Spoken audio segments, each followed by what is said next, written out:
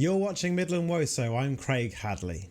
We begin this week's show with the game at Mickleover. Both Derby County and Wolverhampton Wanderers went into the weekend on the back of opening day wins and scoring 4 goals in the process. Wolves went behind early on. Summer Holmes caught on the ball by Paris Dalton, who raced away before lobbing Rebecca Thomas after just 5 minutes played. They were gifted a way back into the game when Beth Roberts' cross struck the arm of Sarah Jackson, with the referee pointing to the spot. Anna Morfitt scored from the spot in what would be an eventful day for the Wolves captain. Derby worked a chance to take the lead once more, Rebecca May going close, but she was denied by the glove of Thomas. But it was Wolves who would take the lead, Katie Johnson jumping highest to head home Becky Anderson's corner kick. Wolverhampton had a great chance to extend their lead when Beth Roberts was dragged to the floor by Daisy Burt for yet another penalty. But this time Morfitt couldn't keep her effort down. Things took a turn in the 88th minute when a seemingly innocuous coming together ended in Rebecca May pushing Tammy George into the perimeter fence. As tempers started to flare, the referee was left with little choice but to produce a red card for the Derby midfielder. Wolves would also end the game down to 10. Shanae Muir pulled back by Morfitt with the Derby player through on goal. It was tough to get through some of those moments, but if you want to be a good team at the top of the league and fight and compete, then you have to come to these places and put on performances like we did, which lacked quality but showed the right values and the right character to get through what was a difficult, certainly 45 minutes. Rugby Borough carried on from where they left off last weekend with Angelina Nixon finding the net from a Jess Camwell cross, tapping home at the back post. What wasn't in the script was a Liverpool Feds equaliser. A long throw caused chaos before Katie Anderson found the finish. Rugby retook the lead with Camwell and Nixon combining once more, Camwell's cross taken down and slotted home by Nixon.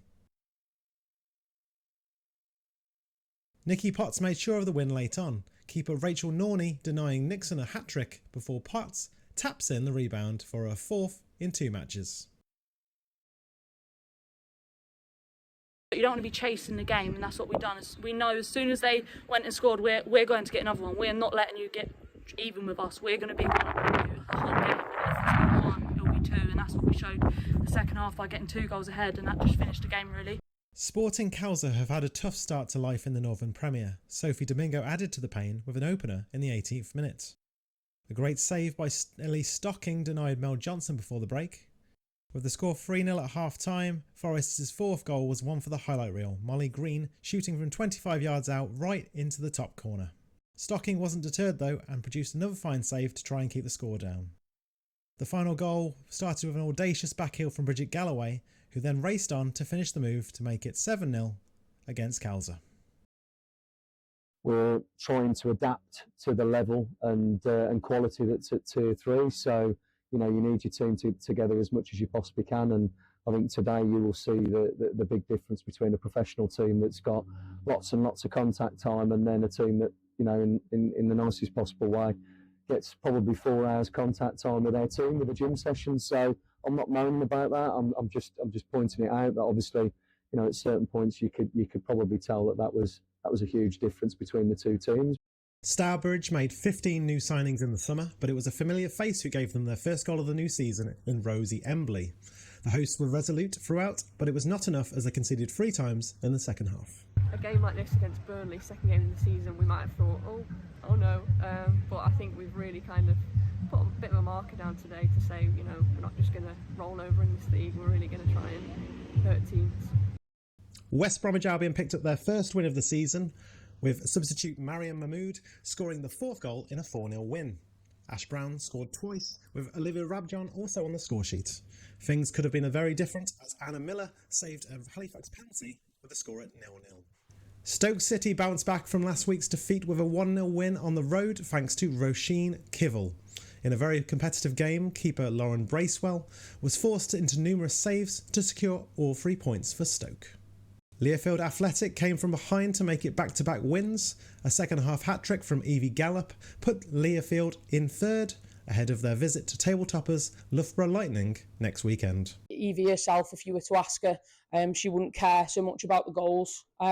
She'll just be happy that we've got 3 points on the board, and she's helped the team to get those 3 points. Evie is going to be huge for the team this season, and it's a pleasure to work with her. So yeah, it's a very, very, very good performance from Evie, but ultimately for the team, it's fantastic. Worcester City are still looking for their first points since promotion to the Women's National League after a 4-2 defeat at Northampton Town. Olivia Mitchum and Keris Dollaway were on the score sheet for Worcester. But there's lots of learning for us to take, and we're very early on as a newly promoted Tier 5 side into Tier 4, so the goal is to establish ourselves. That's going to be a lengthy learning process. Bolmere St Michael's picked up their first win under new coach Carl Henry. Evie Billingsley found the net after a goalless first half, taking all 3 points against their local rivals Sutton Coldfield. And finally, Solihull Moors picked up their first point of the season. Macy Winters got them ahead before Amy Copley equalised for the hosts. Thanks for watching, and we'll see you again next time.